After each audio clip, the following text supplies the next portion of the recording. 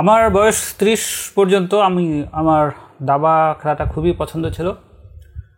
কত পছন্দ সেটার একটা উদাহরণ দেওয়া যেতে পারে যে আমার রুমমেট একজন ছিল কিয়াম ভাই। তো আমরা যেটা হতো যে মাঝে মাঝে আমরা রাত 10টার সময় খেলতে বসতাম এবং দেখা যেত ভোর 6টা পর্যন্ত দাবা খেলতেছি।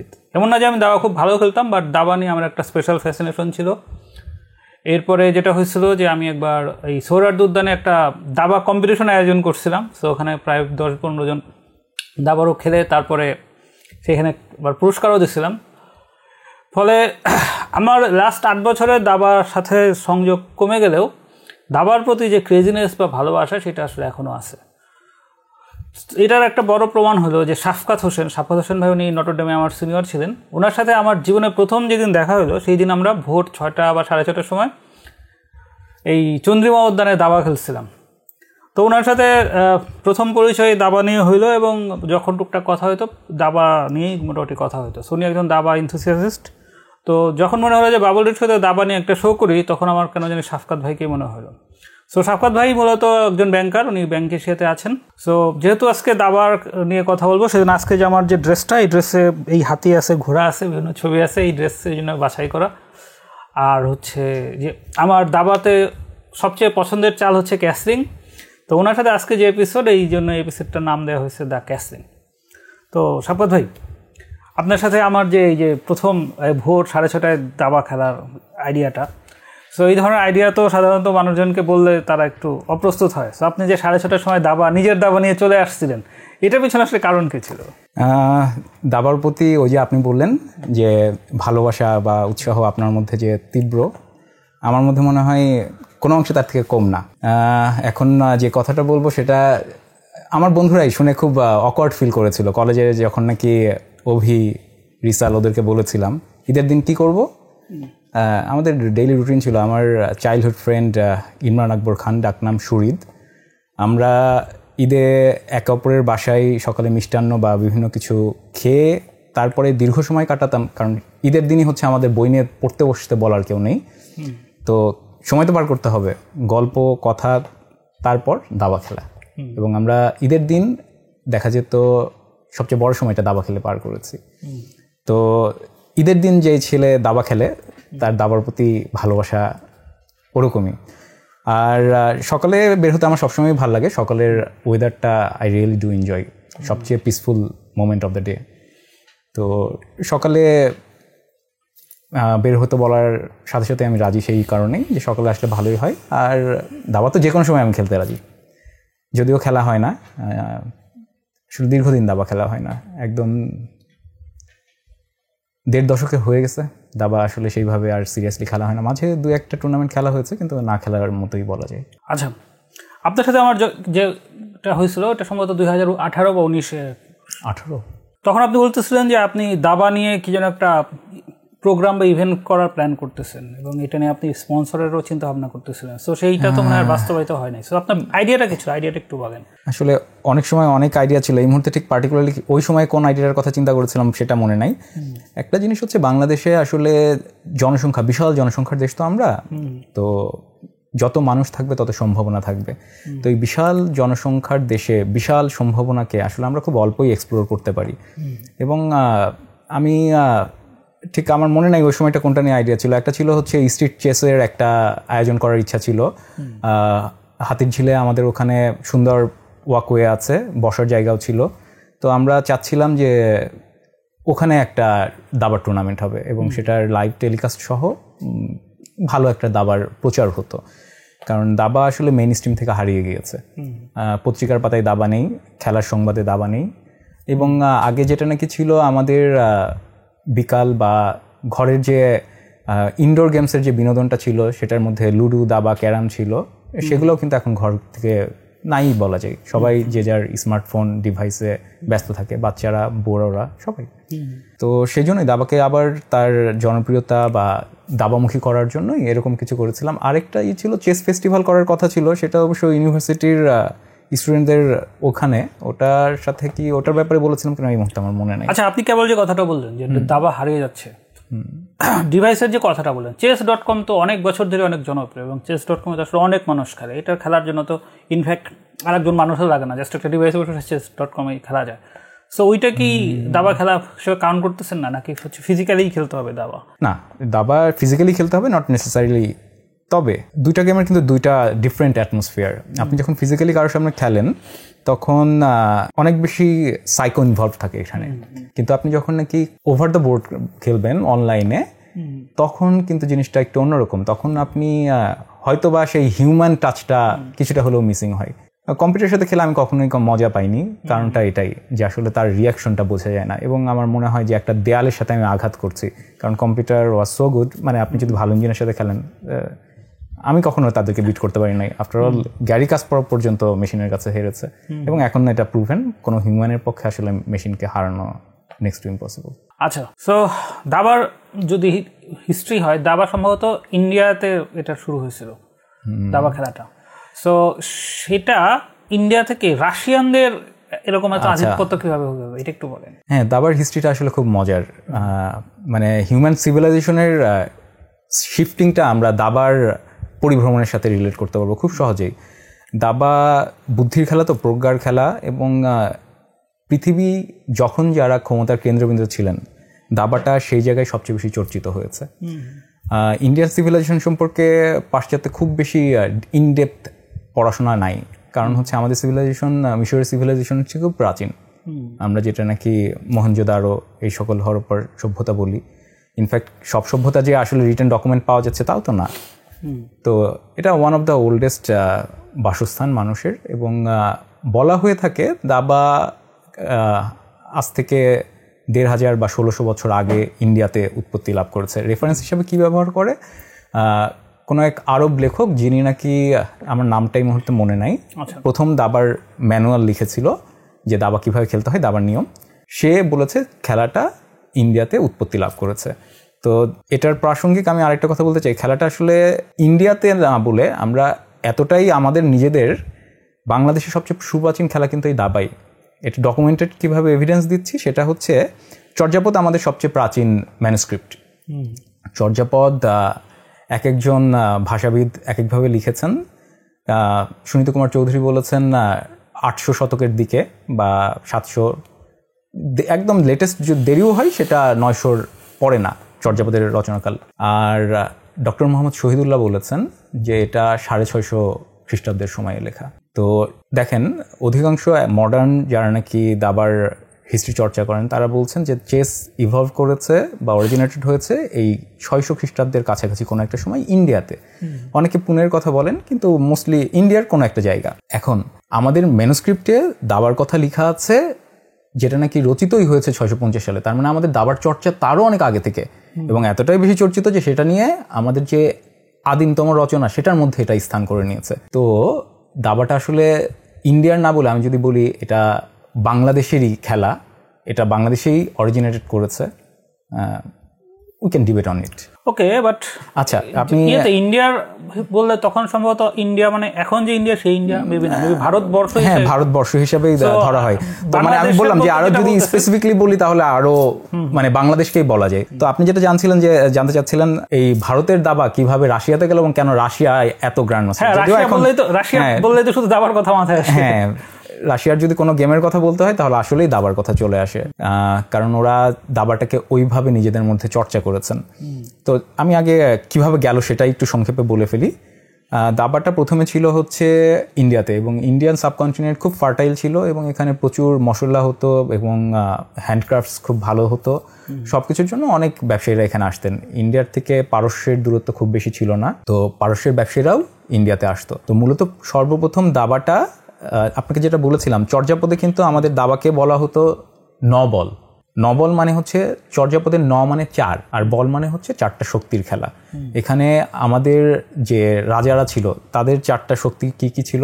হাতিশালে হাতি ছিল, আপনি যেটা পড়ে আছেন, ঘোড়াশালে ঘোড়া ছিল, তাদের হাতি ঘোড়া রথ ছিল, নৌকা যেটাকে আমরা বলি, হাতি ঘোড়া রথ, এবং ছিল হচ্ছে মন্ত্রী, আমরা যেটাকে এখন কুইন বলি। এটাও মজার যে কুইন কিভাবে হলো আসলে মন্ত্রী হচ্ছে পদাতিক বাহিনীতে সৈন্য ডেফিনেটলি। তো মন্ত্রী হচ্ছে রাজার বা রাজ্য শাসনের সবচেয়ে ক্ষমতাশালী ব্যক্তি, কারণ সে সিদ্ধান্ত নেয়, সে অধিকাংশ সময় সম্মুখ যুদ্ধেও চলে যায়, সেনাপতির মতো দায়িত্ব পালন করে। তো এটা যখন নাকি দাবা অর্থাৎ নবল, এটা সংস্কৃতিতে চতুরঙ্গও বলা হয়, চতুরঙ্গ শতরঞ্জ। তো চতুরঙ্গ যখন নাকি নাম ছিল, চার নিয়ে রঙ্গ, সেখান থেকে চতুরঙ্গ।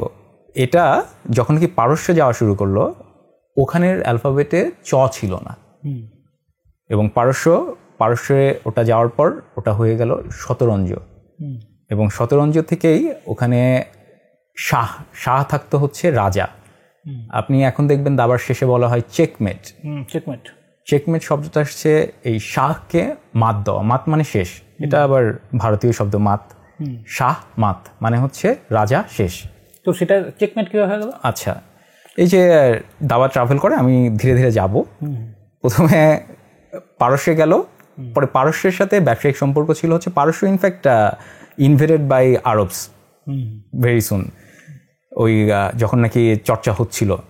তো এবং সেই সময় পারস্যের খেলাটা আরবের বণিক সম্প্রদায় আত্মস্থ করে, এবং আরবের বণিকরা কিন্তু আবার যাতায়াত করতো সিল্ক রোড দিয়ে, ইউরোপ থেকে শুরু করে পুরো এশিয়ার যেখানে যেখানে সিভিলাইজেশন ছিল। এবং এই আরবের বণিকদের হাত ধরেই মূলত দাবা ত্রয়োদশ থেকে চতুর্দশ শতকে ইউরোপে পরিচিতি লাভ করে, মানে প্রথম ইন্ট্রোডিউসড হয়।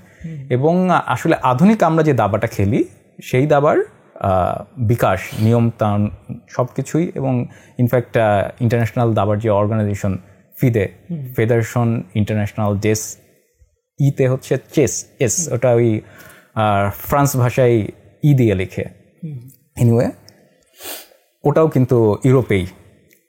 তো যেটা বলছিলাম, যখন নাকি আরবে গেল শাহমাত হলো, তো শাহকে যখন নাকি ইউরোপে গেল, ওরা শাহ না বলে চেস, মানে ওদের উচ্চারণের সহজের জন্য ওরা এটাকে চেস বলতো। আর চেকমেট, চেকমেট থেকে চেস নাম তৈরি। আচ্ছা, তো ভাষাটা এইভাবে ট্রাভেল করেছে। এবং একটা মজার জিনিস দেখেন, ভারতবর্ষ সবচেয়ে মানে ফার্টাইল এবং সবচেয়ে বেশি যখন ধনী ছিল সেই সময়টাতে এখানে দাবার চর্চা হতো। এবং ইউরোপ যখন নাকি রেনেসা শুরু হওয়ার আগেই দাবার চর্চা শুরু হয়েছে, এবং রেনেসার যুগে ইউরোপে দাবা ফ্লারিশ করেছে।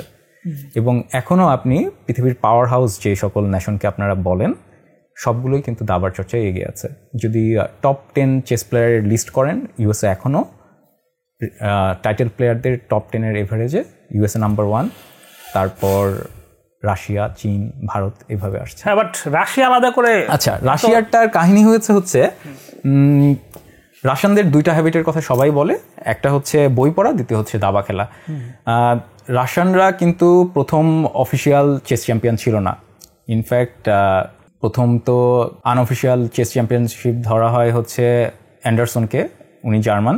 তারপরে আসলো অ্যান্ডারসন, হারলেন হচ্ছে পল মার্ফির কাছে, আমেরিকান। পল মার্ফির পর প্রথম যাকে নাকি অফিসিয়াল চ্যাম্পিয়ন ধরা হয় সে হচ্ছে উইলিয়াম স্টেনিজ, সেও ইউরোপের। দাবা কিন্তু এখনও রাশিয়ার সেরকম খুব উঁচু মানের কোনো প্লেয়ার এখনও আসে নাই। তারপরে আবার আমেরিকান দাবারও আসলেন, সেটা হচ্ছে ইমানুয়েল লস্কর, এবং তিনি দীর্ঘ 27 বছর তার টাইটেল ধরে রেখেছিলেন, সবচেয়ে লং রেইনিং চেস চ্যাম্পিয়ন। উনিও নন রাশিয়ান। তারপর আসলেন হাঙ্গেরির জোসে কাপাব্লাঙ্কা, এবং তাকে বলা হয় তার মাদার টাং ছিল হচ্ছে চেস। মানে এত অল্প বয়সে উনি চেসকে আত্মস্থ করেছেন, এবং উনি খুব ক্যাজুয়ালি খেলে বিশ্ব চ্যাম্পিয়ন হয়েছেন। মানে বলা যায় যে অনেকে মনে করতো সে এফোর্টলেস। তো সেই সময় পর্যন্ত রাশিয়ানদের খুব একটা ডমিনেন্স দেখা যায়নি। তো রাশিয়ানদের ডমিনেন্সের এরাটা শুরু হয়েছে মূলত সেকেন্ড ওয়ার্ল্ড ওয়ারের পর থেকে। এবং রাশিয়ান সেই সময়ের যে চ্যাম্পিয়ন বোটভেনিককে বলা হয় রাশিয়ার দাবার স্কুলের পিতৃপুরুষ। কারণ হচ্ছে তিনি নিজে ম্যাথমেটিশিয়ান ছিলেন, কম্পিউটার সায়েন্টিস্ট ছিলেন, প্রোগ্রামার ছিলেন, এবং he designed chess training for young prodigies এবং স্কুলগুলোতে, যার ফলে রাশিয়াতে দাবার যারা নাকি মেধাবী ছিল সবাইকে কিন্তু সর্বোচ্চ স্তর পর্যন্ত নিয়ে যেতে উনি হেল্প করেছেন।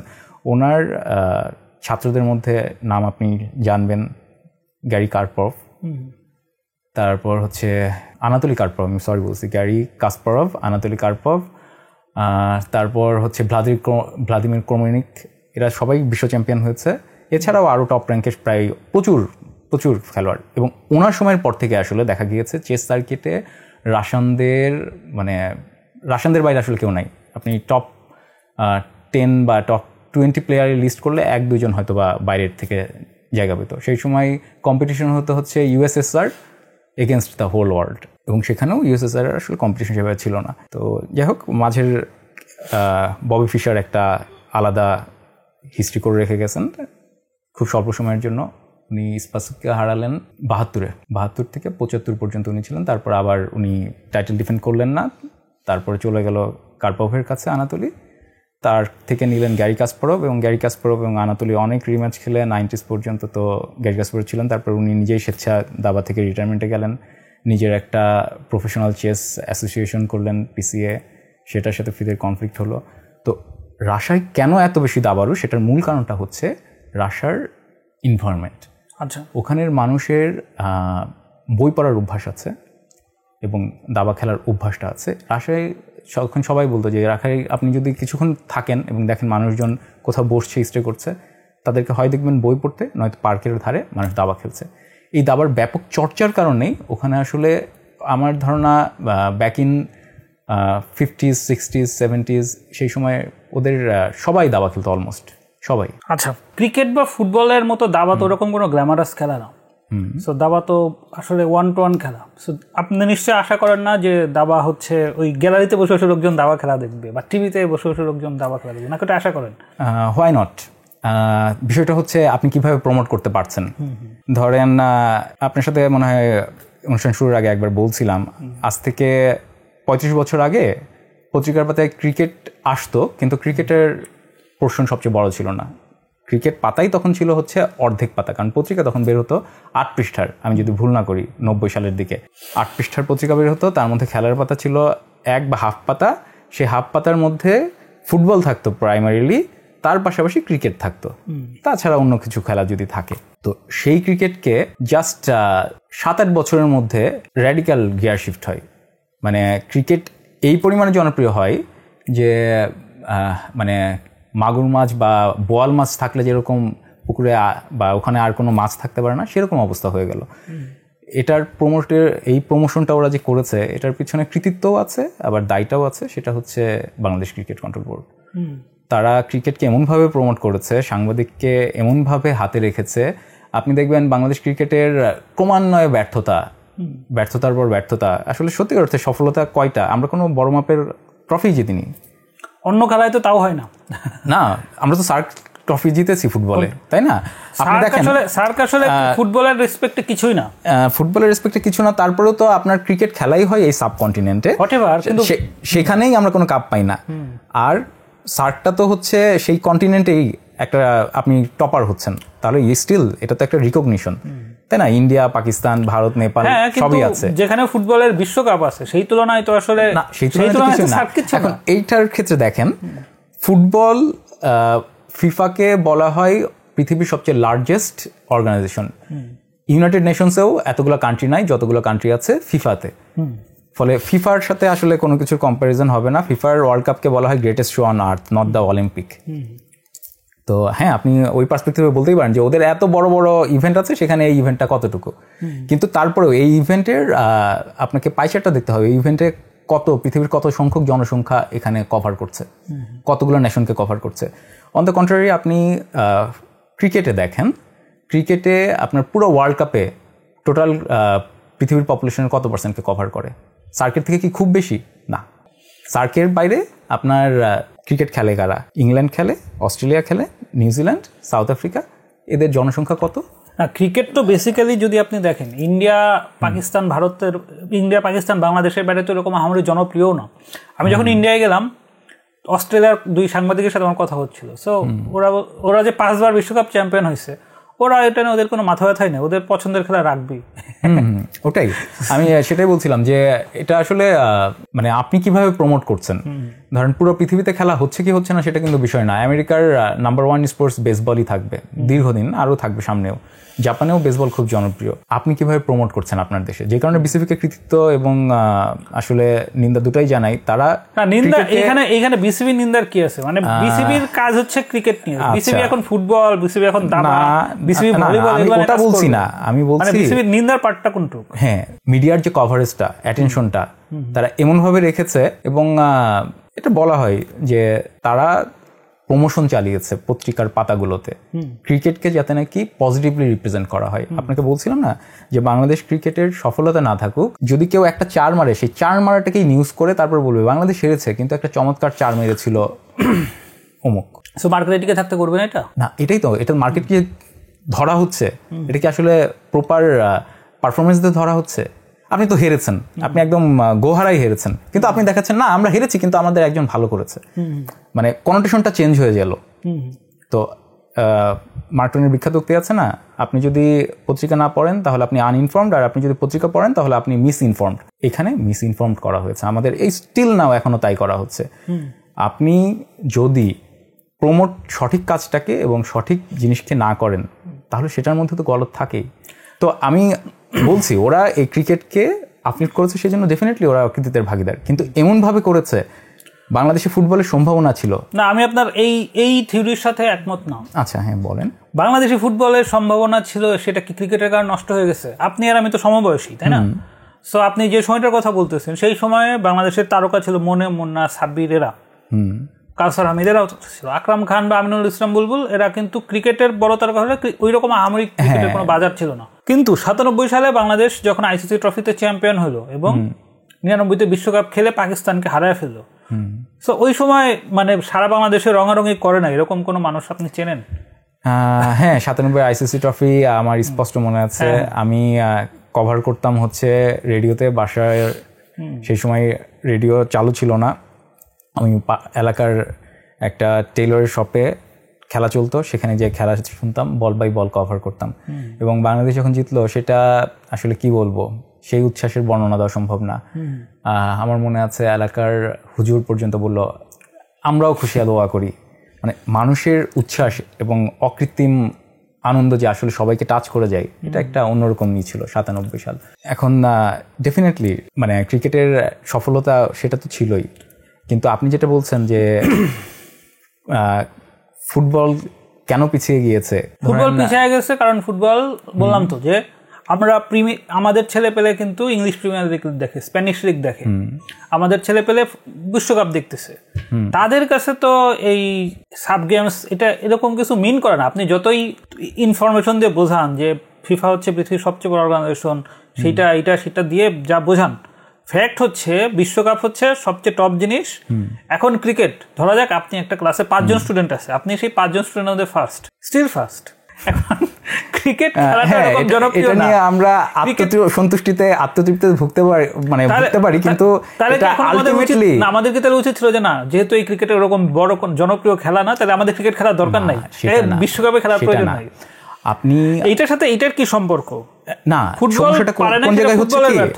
ফুটবলের ব্যর্থতা বটে, কিন্তু আমাদের ছোটবেলায় বলেন বঙ্গবন্ধু স্টেডিয়ামে ক্রিকেট ফুটবল ভাগাভাগি করে খেলা হতো। হ্যাঁ, এক সিজনে ক্রিকেট পেতো, আরেক সিজন তখন এই মিরপুর স্টেডিয়ামে কি হতো, এটা কিন্তু ফুটবলে খেলা হতো। মিরপুর স্টেডিয়ামে তখন কিন্তু ক্রিকেট হইতো না, তাই না? সেইখানে কি হলো, ফুটবলকে একদম ডেডিকেটেডলি বঙ্গবন্ধু স্টেডিয়াম ছেড়ে দেওয়া হলো। বঙ্গবন্ধু স্টেডিয়ামের মতো এত সুন্দর একটা মাঠ, যেখানে এই মিরপুরের সাথে অনেক ডেভেলপ ছিল ওই সময়, সেই মাঠটা ফুটবলের উন্নতির জন্য ছেড়ে দেওয়া হলো। আর ক্রিকেটকে নিয়ে আসা হলো মিরপুরের মতো একটা জায়গায়, যেখানে হচ্ছে খুবই বাজে অবস্থা ছিল, সেইখানে এইটা এইরকম জায়গায় আসছে। সো আর কি করলে বোঝা যাচ্ছে যে ফুটবলকে হেল্প করা হয়নি? ফুটবলকে হেল্প করা হয়নি। এখন ফুটবলের সাফল্য নাই, সেটা তো ক্রিকেটের দোষ না।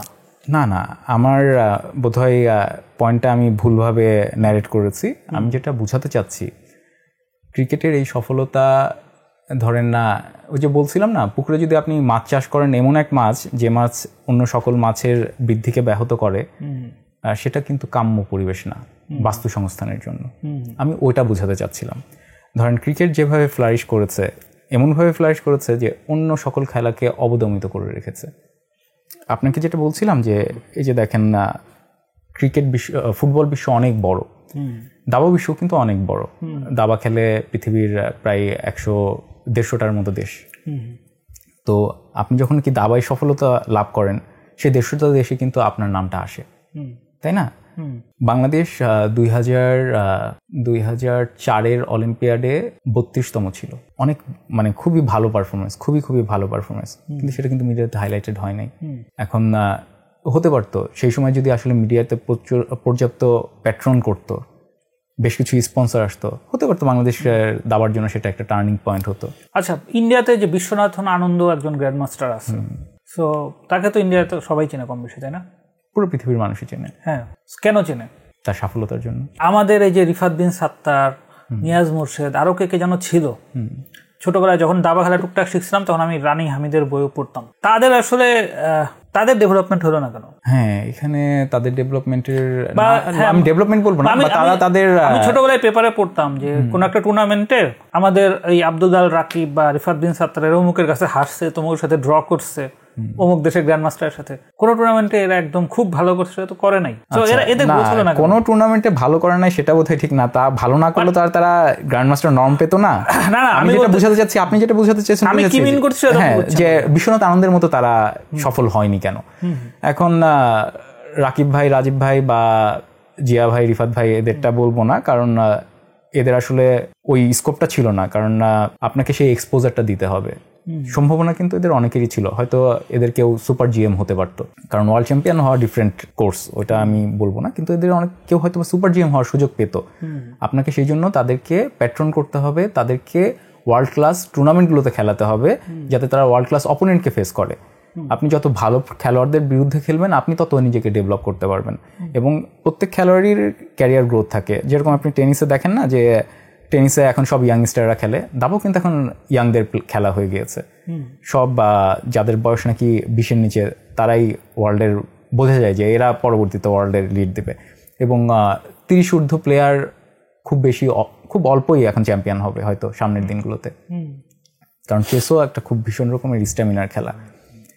তো তাদের যে প্রাইম এজটা ছিল, যেই সময় তাদেরকে আসলে আপনি সঠিক জায়গায় প্রমোট করলে, সঠিক কোচিং দিলে, সঠিক টুর্নামেন্টগুলোতে খেলালে পারে তারা করতো, সেই ফ্যাসিলিটি কিন্তু বাংলাদেশ দাবা ফেডারেশন দিতে পারেনি, বাংলাদেশ ক্রীড়া পরিষদ দিতে পারে নাই, বাংলাদেশের ক্রীড়া সাংবাদিকরা দিতে পারে নাই, আমরা সাপোর্টাররাও দিতে পারি নাই।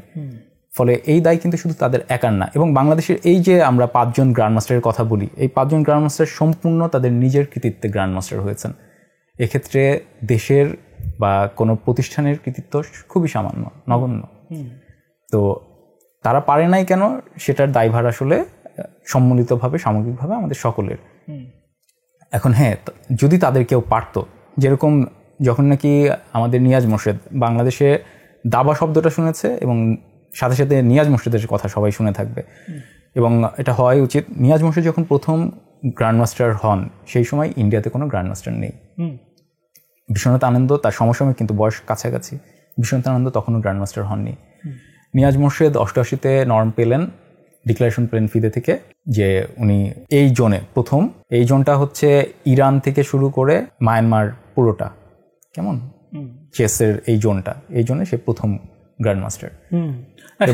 সেই সময় ওনার খুব অপশন ছিল, কারণ সেই সময় তার থেকে উপরে প্লেয়ার হয়তো বা শতাধিক ছিল, এবং তার বয়স খুব অল্প, 18 বছর, এবং সেই সময় ডেভেলপ করার সময়। তো সেই সময় আমাদের দেশ তাকে কি করেছে, তাকে কি প্রমোট করেছে, তাকে কি বলেছে তুমি শুধু দাবা খেলো, আমরা তোমার ফিনান্সিয়াল নিশ্চয়তা দিব। একটা গরিব দেশে এটা কি কেউ কোনোদিন বলবে নাকি?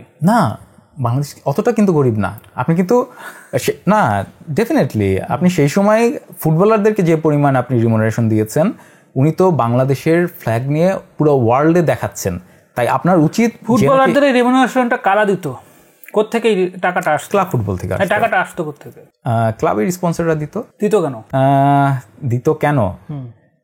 এটা তো যারা নাকি ক্লাব করে তারা ভালো বলতে পারবে না।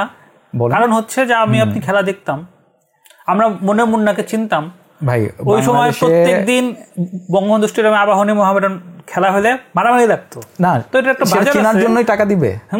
মোমিন মুন্নাকে চিনতো বলেই টাকা দিচ্ছে? ওই যে বাজার আছে এখন, না বাজার আছে, হ্যাঁ সেটাই। ওই যে আপনি বললেন না যে স্পেক্টেটরস গেম, যে এটা তো চেস তো তা না। আপনাকে মনে হয় আগেও বলেছি যে দাবা তো হচ্ছে সঙ্গীতের উচ্চাঙ্গ রাঁধুনি, এটা সবাই শুনবে, সবাই শুনে যে মজা পাবে তা তো না।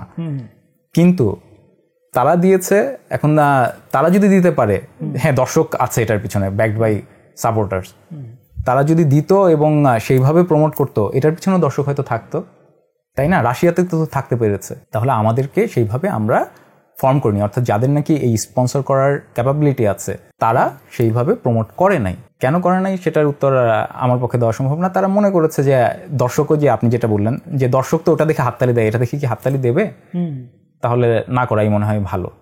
কিন্তু সেটা হওয়া উচিত ছিল না, কারণ যেই খেলাটা আপনার দেশকে প্রমোট করছে সেই খেলাটাকে। আচ্ছা, আমি বিশ্বনাথের আনন্দ কেসটা তাহলে জানতে চাই, তার সে কিভাবে চলে, মানে তার টাকা পয়সা বা সেই গ্রোথটা কিভাবে হলো? আচ্ছা, মানে আমি আর্গুমেন্টটা দিচ্ছি এই কারণে যে দেখা যাচ্ছে যে আমাদের যে কোনো কিছুতে পিছিয়ে পড়ার ক্ষেত্রে সবসময় কিভাবে যেন আমরা শুধু সিস্টেমের দোষ দিই, কিন্তু যে কোনো একটা অনগ্রসর কান্ট্রিতে বা যেখানে হচ্ছে লোকজন করাপ্টেড থাকে, সিস্টেম করাপ্টেড থাকে, সেইখানে আউটলায়ার কেউ হইতে হলে সেইটার জন্য প্রথম 1-2টা আউটলায়ার নিজেদের গরজে তৈরি হইতে হয়, আদারওয়াইজ সেটা হবে না। আচ্ছা, এখন আউটলায়ার কিন্তু already they R all outliers. মানে জিএম হওয়াটা কিন্তু not a matter of joke, it tax dedication. মানে কি পরিমাণ ডেডিকেশন দেখেন রাকিব ভাই, রাজীব ভাই। এই জন্য আমি আনন্দর কেসটা জানতে চাচ্ছি। আচ্ছা, আনন্দ কিভাবে করেছে? আমি যদি ভুল না করি সে 16-17 বছর বয়সে ইন্ডিয়ান রাষ্ট্রীয়ভাবে স্পন্সর পেয়েছে টু পারসু চেস ক্যারিয়ার, এবং পরবর্তীতে সে যখন নাকি ভালো করেছে, সে ইউরোপে যে সেটেল হয়েছে, ওখানেও সর্বোচ্চ লেভেলে খেলার কারণে উনি ভালো প্রাইজ মানি পেতেন, এবং তারপর তো হি বিকাম প্রফেশনাল চেস প্লেয়ার মানে অনেক আগে থেকেই, এবং ওনার সফলতাও ছিল, এবং সেভাবেই উনি এগিয়ে গিয়েছেন। এখন আমাদের তো ওই যে বললাম, আমাদের যারা নাকি অ্যাসেট ছিল তাদেরকে তো আমরা সেইভাবে প্রমোট করতে পারি নাই। তারা যে এটা ধরে আঁকড়ে পড়ে থাকবে সেই সাপোর্টটুকু তো আমরা দিতে পারি নাই, সেই জায়গাটাই আমাদের ব্যর্থতা। আপনি এখন যদি বলেন যে আউটলেয়ার হয়ে একজন সেরকম তেজ নিয়ে, সেরকম পারঙ্গমতা দেখিয়ে বিশ্ব চ্যাম্পিয়ন হয়ে যাবে, দিস ইজ টু মাচ।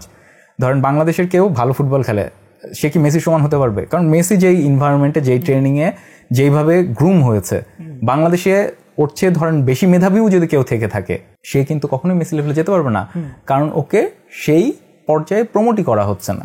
হ্যাঁ, কিন্তু বাংলাদেশের কোনো প্লেয়ার যদি ভালো খেলে, সে তো নিজের পক্ষে সৌদি আরবে লিগে খেলতে পারবে। বাংলাদেশে পারে না সেটা কে বললো? দেখেন, নিয়াজ মোর্শেদ গ্র্যান্ডমাস্টার হওয়ার আগেই ও কিন্তু ইউরোপে একাধিক টুর্নামেন্টে জিতে আসছে, কেমন ভেরি ইয়াং এজে।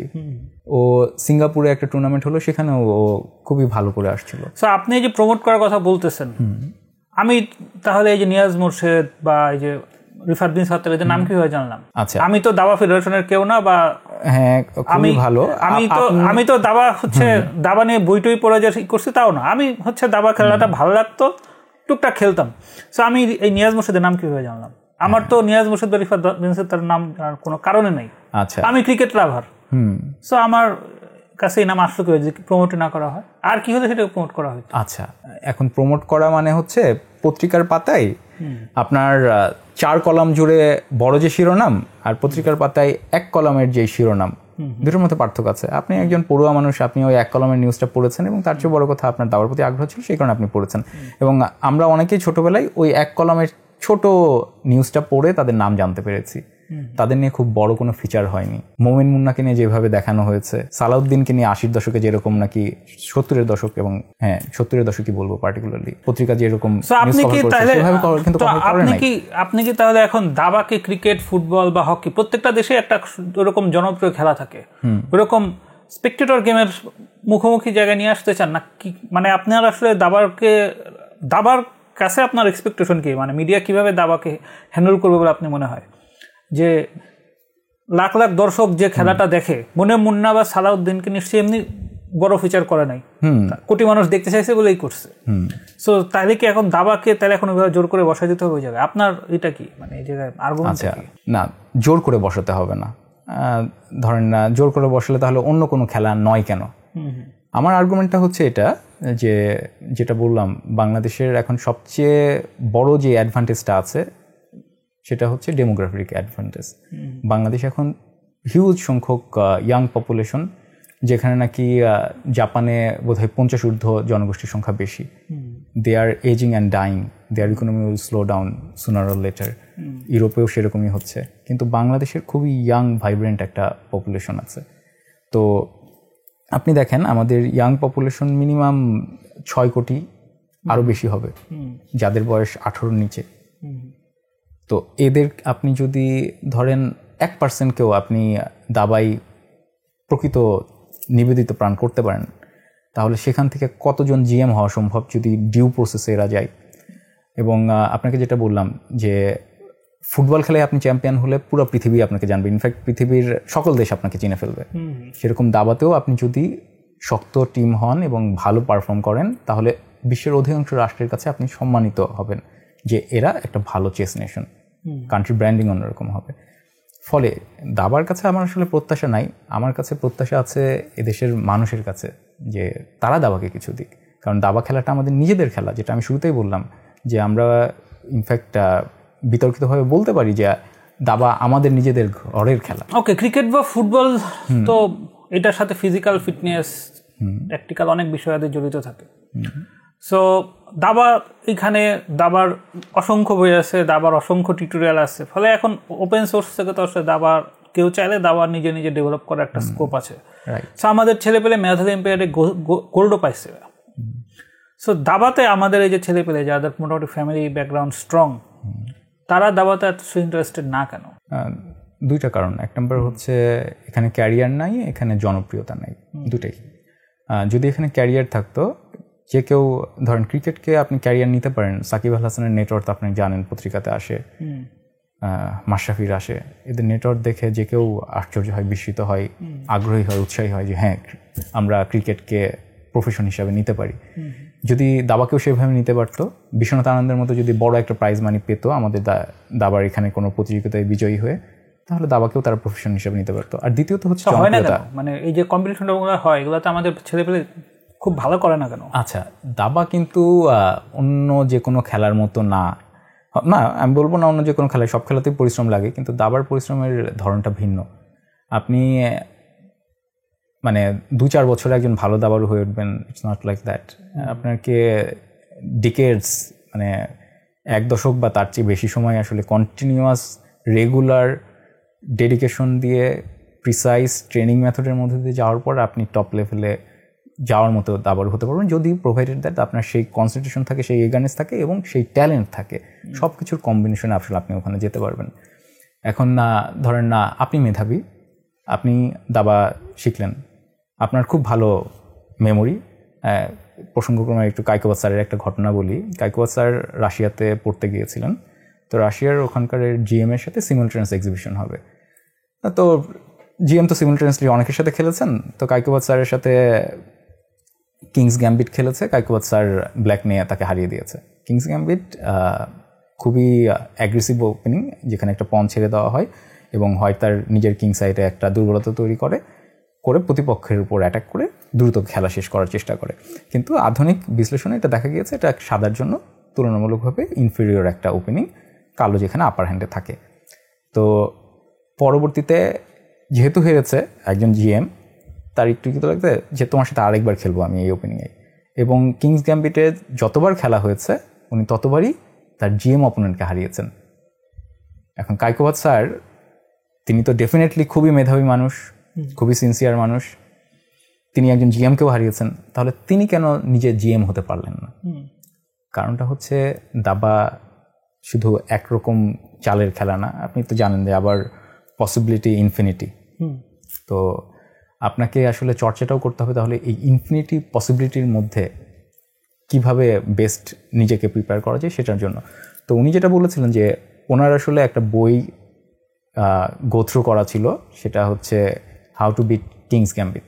ফলে ওখানে সব ধরনের ভ্যারিয়েশন নিয়ে আলোচনা করা ছিল।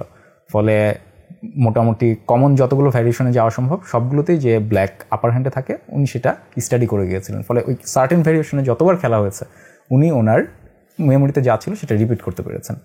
কিন্তু যখন নাকি এটা কম্পিটিটিভ টুর্নামেন্ট হবে, আপনি বারবার একই ভ্যারিয়েশন খেলতে চাবেন না, জিএম তখন অন্য ভ্যারিয়েশনে চলে যাবে।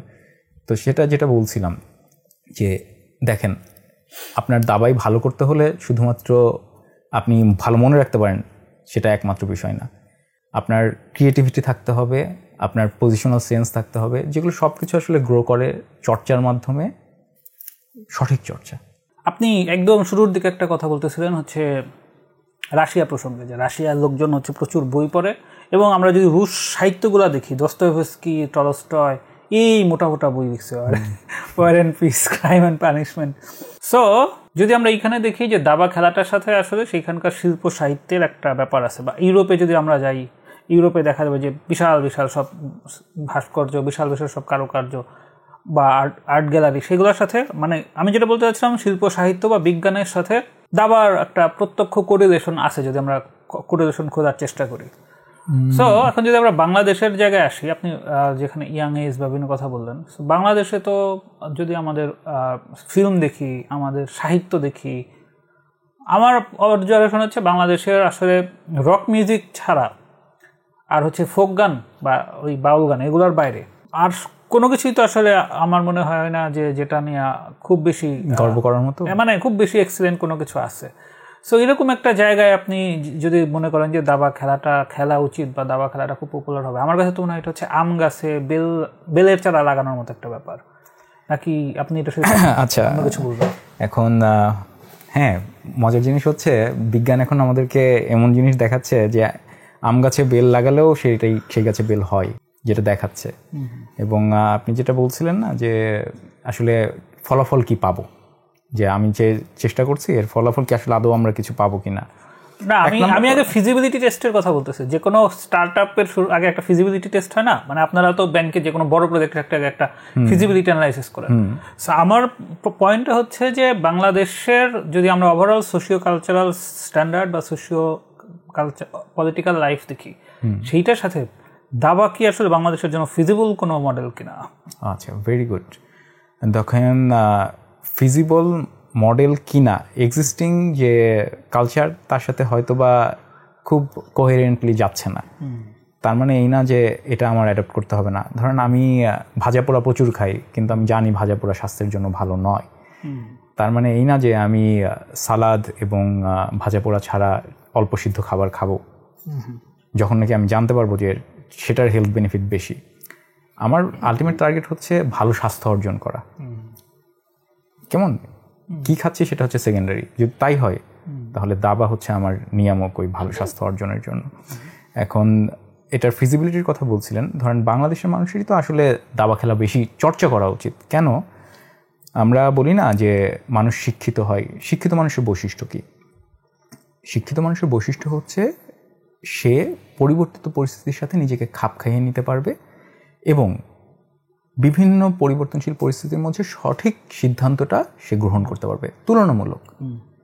যারা পারে তাদেরকে আমরা শিক্ষিত বলে থাকি। কেমন? এখন দাবা হচ্ছে এমন একটা খেলা যেটা আপনাকে আমার এই শিক্ষার ডেফিনেশনের সব পারপাস ফিল করাবে। আপনি কিভাবে পরিবর্তিত পরিস্থিতিতে অ্যাডজাস্ট হবেন। দাবা বোর্ডে প্রতিনিয়ত পরিস্থিতির পরিবর্তন ঘটে। আপনি সেই পরিবর্তিত পরিস্থিতির মধ্যে সর্বোত্তম সিদ্ধান্তটা গ্রহণের মাধ্যমেই দাবা বোর্ডে সার্ভাইভ করবেন বা উইন করবেন। ফলে আপনাকে কিন্তু এই যে অ্যাডাপ্টেশন মেন্টালিটি, যে সিচুয়েশন আপনার ফেভারে না, কিন্তু how to make it sustainable, make it favour in your favour, সেটার জন্য চেষ্টা করে যাওয়া, সেটা দাবা আপনাকে শেখায়। দাবা আপনাকে, বাংলাদেশের মানুষের সবচেয়ে বড় সমস্যা হচ্ছে আমরা খুব ইম্পালস ডিসিশন নেই। আমাদের ডিসিশনগুলো খুব হুট করে হয় এবং খুব আবেগতাড়িত হয়। সেটার পিছনে যুক্তির চেয়ে আবেগ সবসময় প্রাধান্য দিয়ে থাকি আমরা। কিন্তু বাংলাদেশের মানুষকে এটার বিপরীতভাবেই শেখানো উচিত, যে কারণে তাদের দাবার চর্চা করা উচিত। ফলে রোগ যেটা আছে, রোগ সারানোর জন্য রোগের ব্যতিক্রম কিছুই গ্রহণ করতে হবে আপনাকে, যেটা নাকি রোগকে প্রতিরোধ করবে। আর এই আর কি ফিজিবিলিটি স্টাডি যদি বলেন, বাংলাদেশের যেহেতু অনেক মানুষ আছে অনেক প্রকারের, আমার ধারণা এখানে চর্চা করলে ভালো দাবারও আমরা পাবো, ভালো মানুষও পাবো। আমি যেহেতু রাস্তায় রাস্তায় ঘুরে বেড়াই, বিভিন্ন টাইপ মানুষের সাথে যাই, গ্রামে গঞ্জে যাই, আমার কিছু অবজারভেশন বলি যে এই যে আপনি যদি ইয়েতে যান, মানে শ্যামলীর ওইদিকে যান, শ্যামলীর ওখানে হচ্ছে একটা ক্লাবের মতো আছে, সেখানে এই যে মানুষ যে সিঁড়িতে বসে ওই সিঁড়িটা দাবার কোর্ট বানায় ফেলাইছেন ডিজাইন করে, সো ওখানে লোকজন পালাক্রমে দাবা খেলতেছে। এরকম ঢাকার বিভিন্ন জায়গায় এরকম জিনিসপত্র কিন্তু আছে। আবার যখন প্রত্যন্ত গ্রামে যাই, সেখানে যে যখন চায়ের যে দোকান, সেই চায়ের দোকানগুলোতে কিন্তু শুধু ক্যারাম বোর্ড খায় না, সেখানে কিন্তু লোকজন দাবাও খেলে। আমি 2022-এ একবার ইয়েতে গেলাম, এই ফরিদপুরে গেলাম। সো ফরিদপুরে গিয়ে আমি হচ্ছে একটা দাবা কিনছি খেলার জন্য, মানে রাতের বেলা খেলবো। যে রিক্সাওয়ালাটাকে নিলাম, ওই সেই রিক্সাওয়ালা হচ্ছে বলতেছে যে আমাদের এখানে একজন খুব ভালো দাবারও আছে, সে তো এখন পাগল হয়ে গেছে, সে এখন আর দাবা হয়ে খেলে না। খুব ভালো দাবা খেললে পাগল হতেই পারে, পল মার্ফি পাগল হয়ে গিয়েছিল। তো যেটা হয়েছে, আমি তখন বললাম যে এই দাবারুর সাথে আমার পরিচিত হইতে হবে। তো গেলাম, গিয়ে তার সাথে খেলতে বসলাম। মোটামুটি 30 মিনিটের মধ্যে আমি তার কাছে 3 বার হারছি, কিন্তু সে দাবা খেলার ধারে গেছে এখন আর নাই। তো আমরা যদি এই যে বিচ্ছিন্ন বিচ্ছিন্ন ঘটনাগুলোকে যোগ করি, তাহলে দেখা যাচ্ছে যে দাবা খেলার প্রতি এনথুসিয়াস্ট লোক কিন্তু আছে। সো আপনার এটা আসলে আপনার যে দাবা কেন্দ্রিক চাওয়া, সেটা কি আসলে বাংলাদেশে বিশ্বনাথন আনন্দ টাইপ গ্র্যান্ডমাস্টার হয়ে দাবা খেলে প্রচুর অর্থ উপার্জন করবে এইটা, নাকি লোকজন বেশি বেশি দাবা খেলুক? আসলে কোনটা চান? দাবা খেলতে পারে এরকম মানুষ তো অনেকেই আছে, হয়তো মজা পায় না, কিন্তু দাবার বেসিক নিয়ম কারণ তো সবাই জানে, কোন স্বর্ণ কত ঘর যায় না, বেসিক নিয়ম কারণ আসলে সবাই জানে কিনা আমি কনফার্ম বলতে পারছি না। হয়তো অনেকে জানে, অনেকে বলতে বাংলাদেশের পপুলেশনের কত পার্সেন্ট জানে সেটা হিসাব করলে হয়তো বা নগণ্যই হবে। তারপরে বলছি, আপনার বন্ধুদের মধ্যে কতজন জানে? আমার বন্ধুদের মধ্যে আমার ধারণা 5% জানে, আমার ধারণা। মেবি আপনি আন্ডার এস্টিমেট করতেছেন। পছন্দ করে এটা হয়তো 5% হবে, নিয়ম কানুন জানে না, এটা মেবি আপনি আন্ডার এস্টিমেট করলেন। আমার পর্যবেক্ষণটা বলে না। যাই হোক, মানে সোফার আমার যেটা ধারণা সেটাই শেয়ার করলাম, হতে পারে সেটা অ্যাকুরেট না, যেহেতু আমি বলতেছিলাম যে সার্ভে করে ডাটা নেইনি। ওকে, তাহলে আপনার চাওয়াটা কি আসলে? হ্যাঁ, ভালো কথা, সেটাই আসি। দাবা খেলে সব গ্র্যান্ডমাস্টার হবে এটা আমার প্রত্যাশা না। ধরেন ওই যে আমি বলছিলাম না যে শিক্ষার যে গুণগত লক্ষ্য, সেটা অর্জনের জন্য দাবা একটা মাধ্যম হবে। আপনি ম্যাথমেটিক্সের চর্চা করেন কেন? ম্যাথমেটিক্সে ডিগ্রি পাওয়ার জন্য? এখন কিন্তু সবাই বলবে না, ম্যাথমেটিক্সের চর্চা করি আমরা যাতে নাকি প্রিসাইজ ডিসিশন মেক করতে পারি, আমাদের ডিসিশন মেকিং যাতে বেটার হয়, আমরা যাতে নাকি সঠিকভাবে চুজ করতে পারি। ঠিক একইভাবে দাবাও আপনার বুদ্ধিভিত্তিক সেই ফরমেশন দেবে। আপনি কিভাবে একটা প্রবলেমকে সুন্দরভাবে এ বি আর এর মধ্যে এ বি অপশনগুলো, যে আচ্ছা এটা করলে এই হয়, এটা হয়, ফলে আপনার ডিসিশন মেকিং কিন্তু বেটার হবে। যদি একজন দাবারু সত্যিকার অর্থে দাবার এসেন্সটা তার মধ্যে গ্রহণ করতে পারে, তাহলে তার বিশ্লেষণ ক্ষমতা বাড়বে, প্রবলেম সলভিং অ্যাবিলিটি বাড়বে, সে ধৈর্যশীল হবে, যেটা খুবই দরকার আপনার জীবনে সফলতার জন্য। আমার মনে হয় ধৈর্যের চেয়ে বড় জিনিস আর কিছু নাই। আচ্ছা, আমি তো মানে আপনার মতো দাবা নিয়ে অত চিন্তা করি না, বাট দাবা যেহেতু আমি পছন্দ করি, দাবা নিয়ে আমার বেশ কিছু ক্রেজি আইডিয়া ছিল। যেমন আমি 2016-তে একবার প্ল্যান করলাম যে বাংলাদেশের 64 জেলাতে আমি হচ্ছে পর্যায়ক্রমে গিয়ে ওই জেলাতে 2 দিন করে থাকবো এবং 5-7 জন দাবারের সাথে খেলবো। এভাবে খেলে মানে পুরো দাবার নেটওয়ার্ক, মানে সারা বাংলাদেশে একটা দাবা নিয়ে একটা ওরকম ফ্রেন্ড সার্কেল বানাবো। ভেরি গুড, মানে আমার এখনই পছন্দ হচ্ছে, খুবই ভালো। হ্যাঁ, আমি 3টা জেলা করার পরে আমি আর কন্টিনিউ করতে পারি নাই। পরে আমি একটা ছেলেকে জোগাড় করলাম, যে ওরে বললাম যে আমি যেহেতু আর আমার নানা প্রায়োরিটির কারণে পারতেছি না, তোমারে আমি প্রত্যেক জেলায় এরকমই করব, তুমি হচ্ছে করো। কিন্তু সে আসলে আইডিয়াটা সে বুঝতে পারে না যে এই প্রত্যেকটা জেলায় লোক পেয়ে করা। সো আমার মনে হয় যে আমাদের এখন যা বয়স, সেক্ষেত্রে আমার তো মনে হয় যে আপনার বা আপনার এখন যা প্রায়োরিটি লিস্ট, তাতে ওইটা এখন এক্সিকিউট করাটা একটু ডিফিকাল্ট হয়ে যাবে। বাট মেবি এই যে প্রজেক্টটা বাস্তবায়ন করতে এটাতে খুব বেশি মনে হয় অর্থ লাগবে না। সেক্ষেত্রে এরকম কোনো তরুণ যদি আমি ম্যানেজ করি, যেরকম 64 জেলায় গিয়ে এরকম 5-7 জনের সাথে খেলে এরকম একটা দাবার নেটওয়ার্ক তৈরি করবে, আপনি বা আপনার পরিচিত লোকজন কি সেখানে কোনোভাবে কন্ট্রিবিউট করতে পারবেন কিনা? ইচ্ছা আছে, কারণ উদ্যোগটা ভালো লেগেছে। তবে আপনার সাথে শেয়ার করি, মজার জিনিস হচ্ছে আমাদের একটা পত্রিকা ছিল সাদা কালো 64, নিয়মিত এখন প্রকাশ হয় না, বেশ কয়েক বছর ধরে পত্রিকার প্রকাশও বন্ধ। তো ইরেগুলারলি যখন প্রকাশ হতো, সেই সময় আমাদের পত্রিকার সাথে সাথে সিমিলটেনিয়াসলি আমরা একটা ইভেন্ট চালু রেখেছিলাম, সেটার নাম ছিল হচ্ছে সারা বাংলায় দাবা। আমাদের উদ্দেশ্য ছিল হচ্ছে আমরা বিভিন্ন দেশে যাব, দেশের প্রান্তিক পর্যায়গুলোতে যাব, জেলা শহরের মূল উদ্দেশ্য না, উদ্দেশ্যটা হচ্ছে দেশের প্রান্তিক পর্যায়ে যেখানে দাবার আসলে কথা বলে না কেউ, চর্চা করে না, সেখানে গিয়ে দাবার চর্চাটা ছড়িয়ে দেওয়ার জন্য। আমরা লক্ষ্মীপুরে গিয়েছিলাম, আমরা টাঙ্গাইলে গিয়েছি, একদম রুরাল এলাকাতেও গিয়েছি। তো কন্টিনিউ করা হয়নি। কয়েকটা জিনিস, উদ্যম ধরে রাখা খুব কঠিন, সময় ব্যবস্থা করা কঠিন, এবং এখন পেশাদার ভবঘুরে আছে অনেক যারা যদি দেখাতে পারেন পেশাদার ভবঘুরে এবং আমার মতো দাবা পাগল, মানে আসলে দাবার জন্য কিছু করতে চাই, I would love to personally, আমি তাদেরকে স্পন্সর করতে ভালোবাসবো। আই থিঙ্ক আমাদের এই এপিসোডটা কেউ না কেউ দেখবে যারা আছে, বাট আমি সেই পেশাদার ভবঘুরে ম্যানেজ করতে চাই। আমার পক্ষে এখন আর 64 জেলার, আমি 8 বছর আগে যে প্ল্যানটা করছিলাম সেটা এখন আর সম্ভব না, বাট আমি চাই যে ওই আইডিয়াটা হোক এবং ওইটার মাধ্যমে একটা মুভ হোক। আলটিমেটলি কী হয়েছে, এখন আমাদের এই এখনকার যে সময়, এই সময় একটা একই সাথে মাইনাস এবং একই সাথে অপরচুনিটি হচ্ছে এই সোশ্যাল মিডিয়া। সব কিছু সোশ্যাল মিডিয়া কেন্দ্রিক হল যেটা হয়েছে, আমাদের এখন ইচ্ছা, কর্ম বা উদ্যম সবটাই হয়েছে একটা লাইক বাটনের উপরে।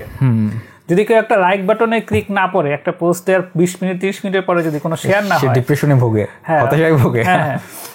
এবং দেখা যাচ্ছে সামান্য একটা এই লাভ রিয়াক্ট দিয়ে নিয়ে সংসার ভেঙে যায়, সামান্য একটা হাহা রিয়াক্ট দিয়ে নিয়ে বন্ধুত্ব ভেঙে যায়। সো সব কিছু আসলে এমন বেশি একটা মেকি জায়গায় চলে গেছে, ফলে সেইখানে মোটিভেশন ধরে রাখাটা আসলে কঠিন। আবার একই সাথে এটা একটা সুযোগ যে এই যে আপনার সাথে আমার তো আলাপ আসলে এই ফেসবুকের মাধ্যমে হয়েছে। আপনাকে তো আমি চিনতাম না, আপনিও আমাকে চিনতেন না। আপনি কোনো না কোনো আমার একটা লেখা পড়ে আমার সাথে নক করছিলেন, তারপরেই আমরা সেই ভোর 6:30টার সময় গিয়ে এই দাবা খেললাম। সো অপরচুনিটি এখন আমাদের যেটা দায়িত্ব, আসলে আমি মনে করি যে আমাদের এই স্টেজে আমাদের যেটা হওয়া যেতে পারে সেটা হলো যে এই অপরচুনিটিটাকে কীভাবে ম্যাক্সিমাইজ করা যায়।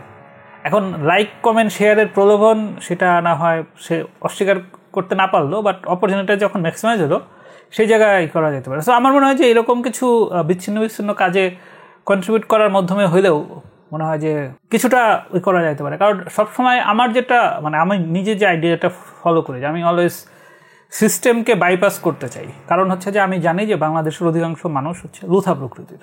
এ ব্যাপারে আমার কোনো ডাউট নাই যে বাংলাদেশের অধিকাংশ মানুষ লুথা প্রকৃতির। এবং যেদিন আমার কোনো রাজার ঘরে জন্ম হয় নাই, সেই দিন নিশ্চিত হয়ে গেছে যে আমার পক্ষে আহামরি কিছু করা কঠিন হয়ে যাবে। তো তাহলে কি আমি এই বাস্তবতা মেনে নিয়ে এইভাবে চলে যাবো, নাকি আমার যেটুক রেডিয়াস, সেই রেডিয়াসে আমি কিং হওয়ার চেষ্টা করবো? Depends, perception makes us what we are, তাই না? একটা ঘটনা মানে শেয়ার না করলেই না, আমার খুব পছন্দের ঘটনা, আমার এক খুব সিনিয়র স্যার বলেছিলেন, মানে আরফান স্যারের মুখ থেকে শোনা, কিন্তু মনে দাগ কেটেছে ঘটনাটা। সেটা হচ্ছে উনি দার্শনিক ডায়োজেনিসের একটা ঘটনা বলেছিলেন। রাজার দরবারে একবার ডাক আসলো, রাজার সৈন্য সামন্ত এসে দেখলো ডায়োজেনিস তার ঘরের দুয়ারে বসে শাক পাতা খাচ্ছে। তো সৈনিকের দল হাঁক ছেড়ে বলল, তুমি যদি আজ রাজার দরবারে যেতে তাহলে তোমাকে ঘাস পাতা খেতে হতো না। ডায়োজেনিস উত্তর দিয়েছিল, তুমি যদি ঘাস পাতা খেতে জানতে তাহলে তোমাকে দুষ্ট রাজার গোলামি করতে হতো না। তো this is the preferences of life, that is what makes us. মানে আপনি আসলে কোন জায়গায় আপনার টার্গেট সেট করবেন সেটা নিতান্তই আপনার উপর, এবং আপনি কতখানি হার্ডলি সেটা পুশ করবেন, ইটস টোটালি আপনার। আমার মানুষের সম্ভাবনা অমিত। না ভাই, আমার পয়েন্টটা হচ্ছে যে যখন একটা সিস্টেম হচ্ছে বেশিরভাগ সময় লুথা মানুষ প্রডিউস করে এবং সিস্টেম ইটসেলফ লুথা হয়ে যায়, তখন একজন কিউরিয়াস ইন্ডিভিজুয়াল আসলে সেখানে করণীয় কি? আমরা সেই ফিলোসফিক্যাল ডিবেটে যদি যাই, আরেকবার বলেন লাস্ট লাইনটা। একটা সিস্টেম যদি একটা সিস্টেমে যদি কাজ করে না, লুথা প্রকৃতির মানুষের সংখ্যাধিক্য হয় এবং একটা সময় সিস্টেম ইটসেলফ একটা লুথা সিস্টেম হয়ে যায়, সেই সিস্টেমের সাথে মিসফিট একজন কিউরিয়াস, এক বা একাধিক কিউরিয়াস ইন্ডিভিজুয়াল, তাদের আসলে করণীয় কি জীবনের বাকি সময়? চেষ্টা করে যাওয়া। আমি তো একদম বহু আগে, মানে জীবনের লক্ষ্য কি আসলে সেটা চিন্তা করতে যেয়ে দেখলাম জীবনের লক্ষ্য এটাই, চেষ্টা করে যাওয়া, আর কিছু না। আপনি whether you are Lotha, whether you are active, doesn't matter, but you must keep trying. আমাদের আসলেও জীবনের পারপাস কি, চেষ্টা করে যাওয়া ভালো কিছুর জন্য, এবং মরে যাওয়ার আগে যেন বলতে পারি যে হ্যাঁ অ্যাটলিস্ট আমি চেষ্টা করেছি। আমার কাছে তাই মনে হয়। ওকে, তো আপনাকে যে আমি দাবা প্রেমী হিসেবে এই যে আমরা বাবুল রশিদ আজকে আপনাকে নিয়ে আসছি, আপনার দাবা প্রেমের ব্যাপারে আসলে তেমন কিছু ঠিক বোঝা হলো না। বোঝা গেল মানে আপনি দাবা বিষয়ে বিভিন্ন আন্ডারস্ট্যান্ডিং বললেন, দাবা বিষয়ে কিছু হিস্ট্রি আছে, তার মানে আপনি দাবা নিয়ে কিছু পড়াশোনা করছিলেন, বাট ওভারঅল এই যে সাদা কালো 64 না কি যেন একটা ইয়ের কথা বলেন, ওভারঅল আপনার দাবা প্রেমের যে এটা ব্যাপ্তি বা গভীরতা সেটা বোঝার মতো কোনো নমুনা ঠিক এখনো পাইলাম না, একটু বলেন বোঝার চেষ্টা করুন। না আসলেই তো সেরকম নমুনা কোনো স্থাপন করতে পারিনি, পারলে তো তাহলে বলা যেত। আমি খেলোয়াড় হিসাবে জিএমও হইনি, আবার না মানে আমি সংগঠক হিসাবে ক্রিকেট ভালোবাসতে হলে নিশ্চয়ই সাকিব আল হাসান হইতে হবে না? না হ্যাঁ দ্যাট ইজ ট্রু, বা পাপনও হইতে হবে না। আমি সাকিব আল হোসেন হলে তো ডেফিনেটলি আমি যে ক্রিকেটকে ভালোবাসি সেটার একটা প্রুফ হয় না, বা পাপনও হইতে হবে না, বা উৎপল শুভ্রও হইতে হবে না বেসিক্যালি। তাই তাহলে কি প্রমাণ হলো যে ক্রিকেট ভালোবাসি প্রমাণ হবে শুধু মুখে বললে? না, যদি দেখা যায় যে আপনি আপনার জীবনের একটা বড় অংশ ক্রিকেট জাস্ট খেলা দেখছেন, খেলা দেখার পিছনে ব্যয় করছেন। ওকে, ইন দ্যাট সেন্স আমরা যারা দাবা খেলেছি যার যার রোল, যেমন বাংলাদেশে আছে না, এই যে বাংলাদেশের খেলোয়াড়রা দেখবেন যে টাইগার শোয়েব বলে একটা ছেলে আছে, ওই একদম টাইগার সাইজের সাথে। ও আচ্ছা আচ্ছা, দর্শক খেলোয়াড় না। হ্যাঁ, সো ও দর্শক, ক্রিকেট প্রেমী না? হ্যাঁ ডেফিনেটলি ক্রিকেট প্রেমী। আচ্ছা হ্যাঁ, সেই সেন্সে তো আমি সাকিব রিটায়ার করে ফেলবে, পাপন চলে যাবে, কিন্তু ও তো মরার আগ পর্যন্ত খেলা দেখবে। তাহলে ক্রিকেট প্রেমটা আসলে কার বেশি? সাকিব খেলার জন্য টাকা পাইতেছে, উৎপল শুভ্র রিপোর্ট রাখার জন্য টাকা পাইতেছে, ও তো ওটা টাকা খরচ করে ক্রিকেট খেলা দেখতেছে। এখন না স্পন্সর, তার আগে ভালোবাসাটা কার খাটি? তার মানে এই না যে সাকিবের ভালোবাসা কম, না না, আমি মানে সাকিব রিটার্ন পাচ্ছে সেই কারণে তার ভালোবাসাটাকে আপনি কম বলে দিলে বিষয়টা কম এর জন্য, যে আপনার ভালোবাসার জন্য আপনি বললেন যে আপনি সংগঠক না, এই জন্য জাস্ট উদাহরণ হিসেবে বললাম যে না, মানে অনেক জায়গায় ইন জেনারেল মানুষ যেটা বলে আর কি, যে ঠিক আছে ভালোবেসেছো তাহলে কি করেছো, কত পদ্ম কুড়িয়ে এনেছো সাগর সেচে দেখাও আমাকে। ভালোবাসার গার্বেজ টিভিতে আমি বিলিভ করি না এখন। না ডেফিনেটলি মানুষ বিলিভ করে বস্তুগত জিনিসে, যে আসলে কি প্রেজেন্ট হলো তার সামনে। এই জন্য আমার কোনো প্রেম হয় না জীবনে। হ্যাঁ বলেন। আচ্ছা যাক, তারপরেও আপনি গর্বিত বাবা, আমরা শুভকামনা জানাই। আচ্ছা, যেটা বলছিলেন যে ভালোবাসার জন্য, হ্যাঁ ওই যে আপনি যেটা বললেন, আসলেই আমরা কি আমাদের জীবন নিয়ে, তো জীবন আসলে সময়ের সমষ্টি। হ্যাঁ, আমি আমার জীবনের খুব দীর্ঘ সময় দাবার পিছনে ব্যয় করেছি, ফলে আমি 30 বছর পর্যন্ত দাবা প্রেমী ছিলাম, কিন্তু লাস্ট 8 বছরে দাবা নিয়ে তেমন কিছু করি নাই। হ্যাঁ, হয়তো বা আমিও গত প্রায় দেড় দশক না, প্রায় 1.5 দশকে আমিও হয়তো দাবা নিয়ে কিছুই করি না সেই অর্থে। কিন্তু তার আগে পর্যাপ্ত মানে অনেক বেশি সময় দিয়েছি আমি দাবাকে। হয়তো যেটা না দিলে হয়তো বা আমার হয়তো বা একাডেমিক ক্যারিয়ারটা আর একটু ভালো হতো, একাডেমিক রেজাল্ট ভালো হতো, প্রফেশনাল ক্যারিয়ার ভালো হতো। যাই হোক, সেগুলো আলাদা।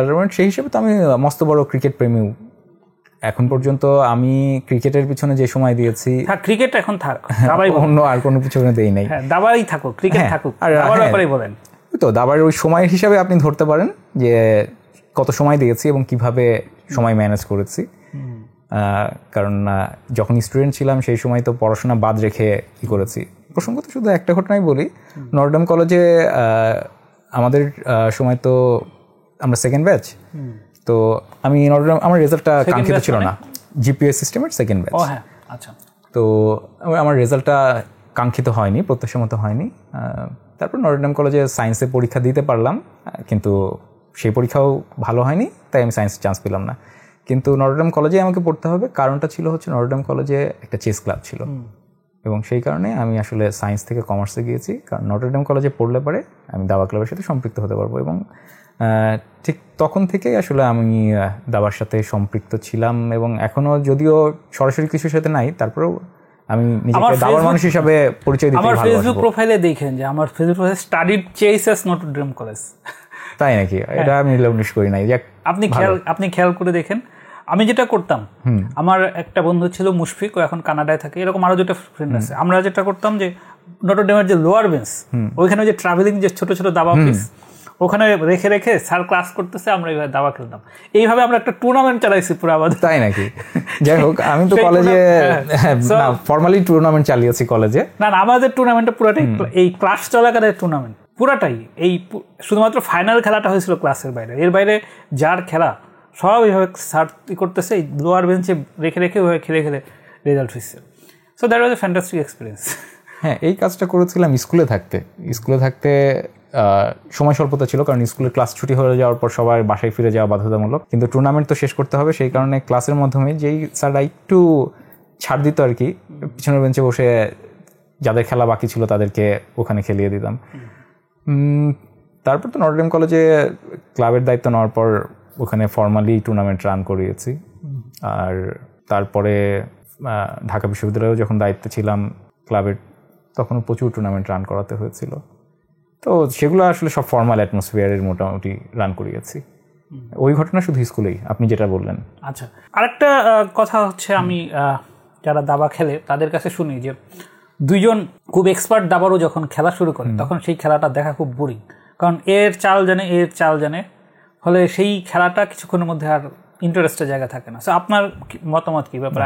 মোটেও আমার মতামত ভিন্ন মত পোষণ মানে তারা ভুল কথা বলছে, হয়তোবা তাদের আন্ডারস্ট্যান্ডিং থেকে তারা বলেছে, তবে আমার আন্ডারস্ট্যান্ডিং এই বিষয়ে ভিন্ন। কারণ হচ্ছে সবসময় যে আপনি হয়তোবা জাস্ট এক চাল চিন্তা করছেন, অনেকে হয়তোবা সেখানে 10 চাল চিন্তা করছে, ফলে আপনার চিন্তার গভীরতার কারণে আপনি আসলে কতখানি ইন্টারেস্টিং আবিষ্কার করবেন ওটাকে, সেটা ডিপেন্ড করে। তাই দুজন ভালো প্লেয়ার খেললে সবসময় বোরিং হয় না। হ্যাঁ, অনেক সময় এরকম হয় যে চালগুলো খুব মনোটোনাস হয়ে যায়, খুব গদবাঁধা, কেউ নতুন কিছু ট্রাই করছে না। কিন্তু ডেফিনেটলি আমি দাবার সবচেয়ে সুন্দর মানে গ্লোরিয়াস গেমগুলো যদি দেখি, সেখানে ভালো প্লেয়াররাই ভালো প্লেয়ারদের বিরুদ্ধে খেলেছে অধিকাংশ সময়। আর বেশি দুর্বল প্লেয়ারের সাথে যদি ভালো প্লেয়ার খেলে, সেখানে আসলে কম্পিটিশন হয় না। না, আমার পয়েন্টটা ছিল যে হ্যাঁ, আমি বুঝতে পেরেছি বোরিং হয়ে যায় কিনা। না, ওই যে বললাম যে আপনার আন্ডারস্ট্যান্ডিং এর উপর আনপ্রেডিক্টেবিলিটি থাকে, ডেফিনেটলি থাকে। তবে মডার্ন ডেতে এখনকার চেসে আসলে মানুষজন রিস্ক নেয় খুব কম, বিশেষ করে ওই লেভেলে। তারপরেও তো নিচ্ছে, আপনি দেখুন না টপ লেভেলের আপনি গেমগুলো একটু ফলো করেন, প্রচুর ওখানে রিস্কিং ইনিশিয়েটিভস থাকে। আচ্ছা, আরেকটা বিষয় হচ্ছে যদি দাবার পিসগুলোর নামকরণ দেখি, আমরা যদি প্রথমে যদি ঘোড়া দিয়ে শুরু করি, আমাদের এদিকে যেটা ঘোড়া সেটার ইংলিশ নাম হচ্ছে নাইট, আবার যেটা হচ্ছে হাতি বলতেছি সেটা হয়ে যাচ্ছে বিশপ, যেটাকে আমরা বলতেছি নৌকা সেটা হচ্ছে ক্যাসল বা রুক। আবার আমরা যেটাকে মন্ত্রী বলতেছি সেটার নামকরণ হচ্ছে কুইন। সো এই নামকরণের সাথে এটার ইংলিশ প্রতিশব্দ তো মিলে না, তাহলে এই ব্যাপারটা কিভাবে হলো?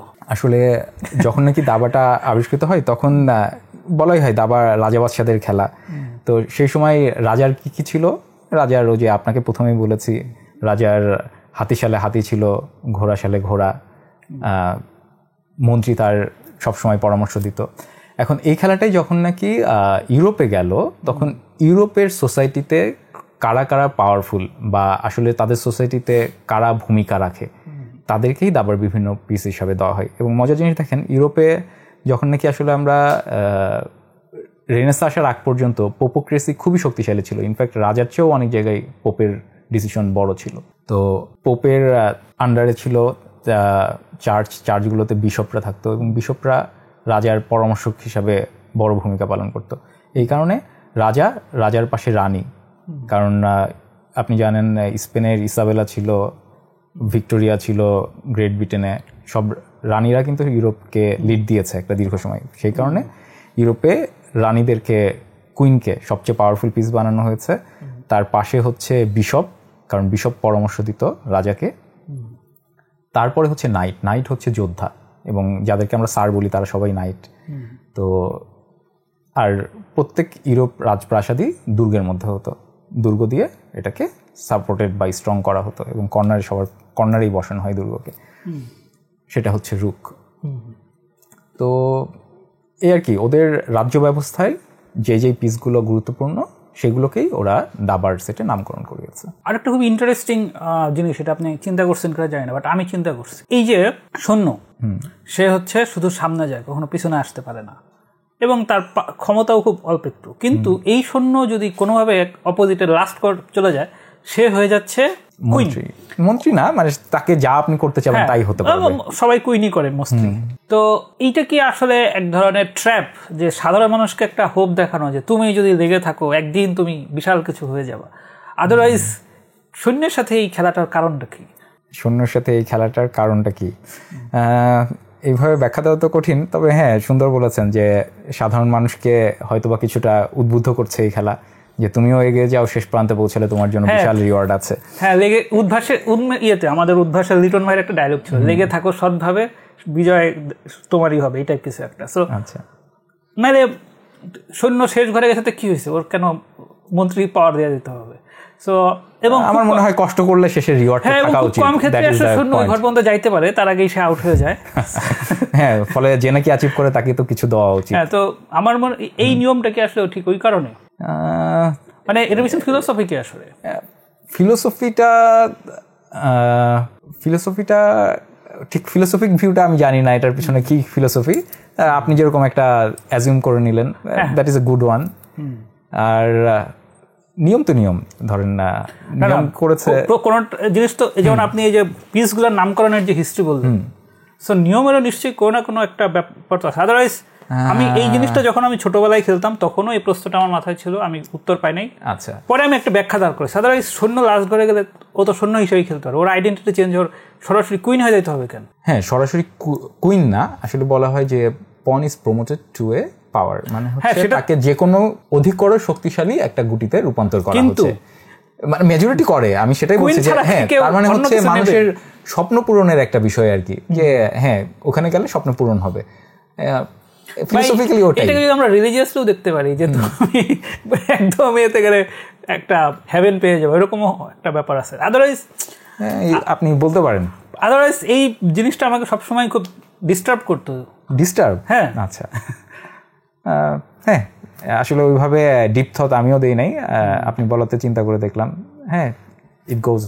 ওকে, আর একটা হচ্ছে এই যে ক্যাসলিং, যেটা হচ্ছে টাইটেল দিছি, এই ক্যাসলিং জিনিসটা, মানে এই ক্যাসলিং এর যে নিয়মটা, এটার কোনো ইমপ্লিকেশন নিয়ে কোনো চিন্তা করছেন যে কেন শুধু এই ইয়ের সাথেই করা যায় এবং রাজা বা রুক একবার পজিশন চেঞ্জ করা যাচ্ছে না? হ্যাঁ, মজার জিনিস হচ্ছে ভারতীয় দাবার সাথে ইউরোপের দাবার নিয়মের কিন্তু বেশ কিছু পার্থক্য রয়েছে। আমাদের ভারতের দাবারে ক্যাসলিংটা ছিল না। কেমন, ইউরোপে যেহেতু রাজা দুর্গের ভিতরে থেকে সুরক্ষিত থাকে, তাই হয়তো বা রাজাকে আরও সুরক্ষিত করার জন্য একটা কর্নার দেওয়া হয় এবং নৌকাকে খেলার সুযোগ দেওয়ার জন্য সেন্টার আনা হয়। তো উভয় পক্ষের জন্য যেহেতু একই নিয়ম, তো উভয় পক্ষেরই একটা বেনিফিট থাকে এটার মাধ্যমে। আর মীর সুলতান খান নাম শুনেছেন হয়তোবা, যিনি নাকি মরণোত্তর গ্র্যান্ডমাস্টার উপাধিতে ভূষিত হয়েছেন রিসেন্টলি। উনি পাকিস্তানের মানুষ ছিলেন, আসলে অবিভক্ত ইন্ডিয়ার ছিলেন। তো উনি সেই সময়ে ব্রিটিশ দাবায় যে চ্যাম্পিয়ন হয়েছিলেন এবং তৎকালীন কাপাব্লাঙ্কা এদের বিরুদ্ধে তার ড্র করার ঘটনা আছে। এবং মজার জিনিস হচ্ছে তিনি তার এন্টায়ার লাইফে নাকি ক্যাসলিং করেন নাই, যতই খেলেছেন। এবং উনি সবসময় আনঅর্থোডক্স মুভ দিয়ে খেলতেন, যেই কারণে আসলে অনেকে তার বিরুদ্ধে খেলতে ডিসকমফোর্ট ফিল করতেন। তো ঘটনা প্রসঙ্গে যেটা বলছিলাম যে ক্যাসলিং ওদের কেন এইটা করা হচ্ছে, ওই যে বললাম এটার ফলে চেসটা আরও বেশি গতিময় হয়েছে। কারণ একটা চালের মাধ্যমে আপনার দুইটা গুটির মুভমেন্ট হচ্ছে, আপনার কিং প্রোটেক্টেড হচ্ছে, কুইনটা সেন্ট্রালাইজড হচ্ছে, রুকটা সেন্ট্রালাইজড হচ্ছে, ফলে আপনি রুককে নিয়ে অধিকভাবে খেলার সুযোগ তৈরি করতে পারছেন। তো এটা আমার ধারণা চেসকে গতিময় করার জন্যই করা হয়েছে। আমার দাবার ফান্ডামেন্টাল জিনিসটাই আমাকে খুব ডিস্টার্ব করতো। কিরকম? সেটা হচ্ছে হোয়াই ব্ল্যাক অ্যান্ড হোয়াইট। আচ্ছা, সো এটা কি মানে কালারের জায়গা থেকে যে শ্বেতাঙ্গ বনাম ব্ল্যাক, নাকি হচ্ছে সাদা হচ্ছে ভালো মানুষের দল, খারাপ ব্ল্যাক কালো হচ্ছে, মানে ওই যে বলে না সাদা এবং কালো, সাদা টাকা কালো টাকা। আমি তো ছোটবেলায় এরকম দেখতাম, কারণ আমি যখন মানে আমি এই জিনিসটা আমার সবসময় করতো। এবং যে জন্য আমি যখনই দাবা কিনতাম, দাবা কেনার সময় আমি সবসময় প্রেফার করতাম যে যেখানে পিসগুলো হচ্ছে অন্য কালারের, লাইক একটা হচ্ছে নীল আর একটা হচ্ছে অন্য কালার, এই ধরনের পিস আমি সবসময় প্রেফার করতাম। কিন্তু খুব কম ক্ষেত্রেই এইটা পাওয়া যেত। সো এইটা আমাকে খুব ডিস্টার্ব করতো যে হোয়াই ব্ল্যাক অ্যান্ড হোয়াইট। আপনার কি মনে হয়েছে এটার ব্যাপারে, কোনো চিন্তা করছেন নাকি? না, ব্ল্যাক অ্যান্ড হোয়াইট কেন, খুব ইজিলি ডিস্টিংটিভ। তাই ধরেন অনেকে কালার ব্লাইন্ড থাকে, ধরেন আপনি গ্রিন আর ইয়েলো দিলেন, যারা কালার ব্লাইন্ড তারা দুটাকেই একই গুটি দেখতে পারে। কিন্তু ব্ল্যাক অ্যান্ড হোয়াইট একদম ডিস্টিংটিভ, দুটা কালার সেপারেট করা যায় সহজে। That is the basic reason, যে দুইটা কালারকে ডিস্টিংগুইশ করা।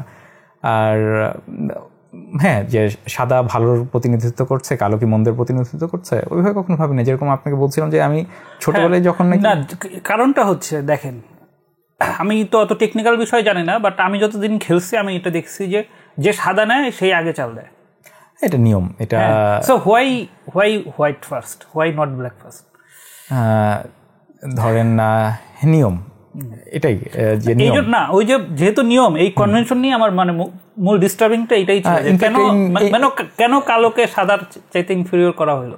আচ্ছা এখানে কিন্তু ক্রিকেটে যেরকম টস করলে আমি আগে ব্যাটিং করবো না ফিল্ডিং করবো সেটা ডিসাইড করার সুযোগ থাকে, কিন্তু দাবাতে হচ্ছে আমি সাদা নিব না কালো নিব সেই ডিসাইড করা যায়, কিন্তু যদি তুমি সাদা নাও তাহলে তুমি আগে করবা। মানে ঘটনা তো ঘুরে ফিরে একই হলো, যেহেতু আপনি সাদা এবং কালো চুজ করার অপশনটা থাকছে, তার মানে আপনি কিন্তু কালোও পেতে পারেন সাদাও পেতে পারেন, অর্থাৎ আপনাকে প্রথম চাল দেওয়ার অপশন দেওয়া হতেও পারে নাও হতে পারে, ফলে ওই ইভেনলি হলো জিনিসটা, তাই না?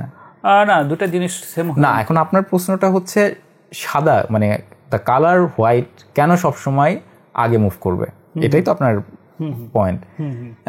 এটা জাস্ট নিয়ম, কারণ কাউকে না কাউকে তো প্রথম চালটা দিতে হবে। এখন আপনি যদি কালো হিসাবে প্রথম চালটা দেন, যেটা প্রফেশনাল দাবায় কখনো অ্যালাউ করবে না, নো প্রবলেম, আপনি আমার সাথে খেলতে পারেন, আপনি খেলে ফেলবো। কিন্তু যেহেতু এটা এইভাবে আমি খেলছি অনেকগুলো, হ্যাঁ, যেহেতু আমি একটু ডিফেন্সিভ খেলতাম এই জন্য আমি হচ্ছে কালো নিতাম, কিন্তু আমি আগে প্রথম চাল দিতাম। আচ্ছা, এটাও ইউরোপীয় দাবার আবিষ্কার যে সাদাই প্রথমে চালবে, এবং সৈন্যের একসাথে 2 ঘর চালা এটাও আমাদের ভারতে ছিল না, ইউরোপীয় দাবাতেই প্রথম এটা করা হয়। হ্যাঁ, বাট এটা আমাকে জীবনভর অনেক ডিস্টার্ব দিচ্ছে, হোয়াই ব্ল্যাক এন্ড হোয়াইট, এবং যে কারণটা বললাম যে ডিস্টিংটিভ কালার, সেটাই। আর আপনি যদি দেখেন, ওই যে আপনি তো দেখেছেনই বোধ হয় যে চেস পিস অন্য কালারের হয়, হয়তো বা একটা সবুজ হচ্ছে আর একটা ইয়েলো হচ্ছে। হ্যাঁ, আমি যখন কিনতাম আমি সাধারণত এটা খোঁজার চেষ্টা করতাম, কিন্তু সবসময় পাইতাম না।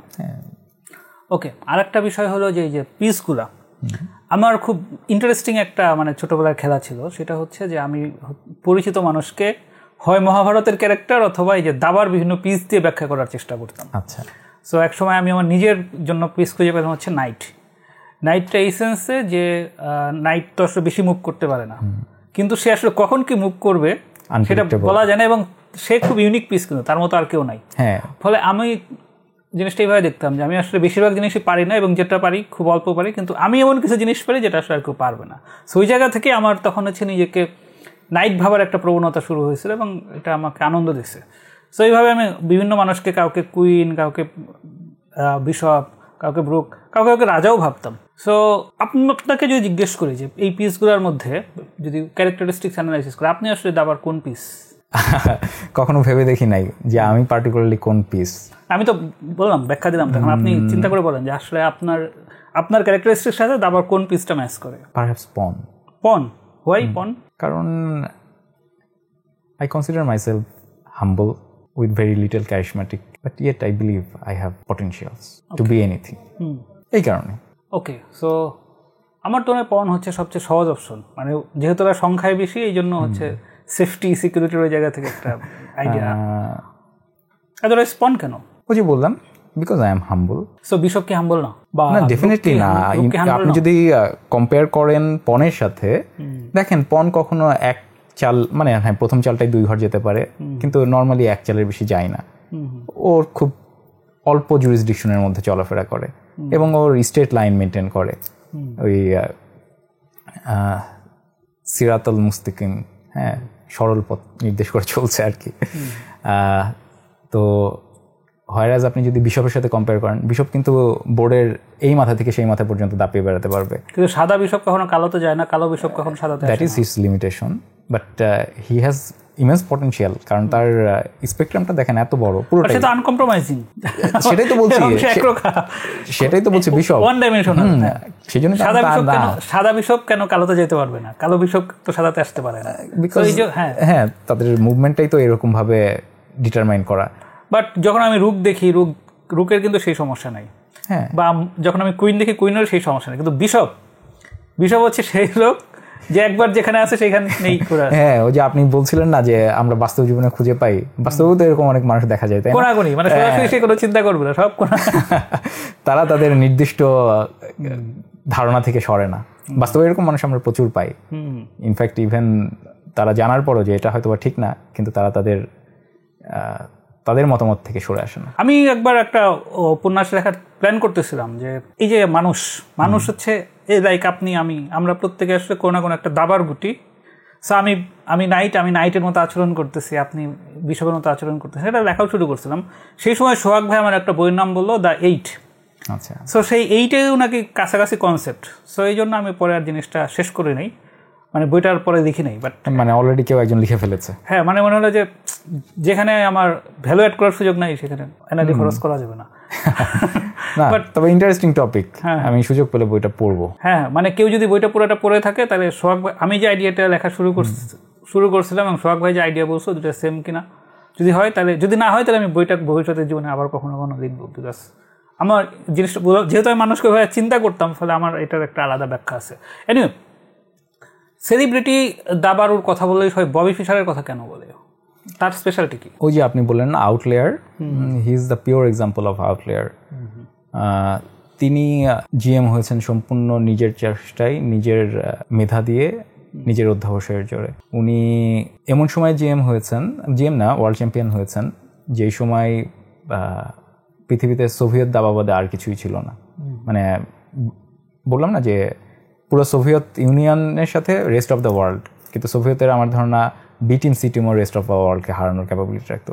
তো সেরকম একটা সময়ে সে পুরো সোভিয়েত ইউনিয়নের এগেনস্টে একা লড়াই করে গিয়েছে, যেই কারণে আমেরিকা, মানে সবচেয়ে বলা হয় যে সবচেয়ে এখন পর্যন্ত পৃথিবীতে চর্চিত যে বিশ্ব চ্যাম্পিয়নশিপ ম্যাচ, সেটা ছিল হচ্ছে Boris Kaspersky versus Bobby ফিশারের match. কারণ সেই সময়ে কোল্ড ওয়ার যেটা ছিল, স্নায়ুযুদ্ধ, সেটা পিকে ছিল। মানে রাশিয়া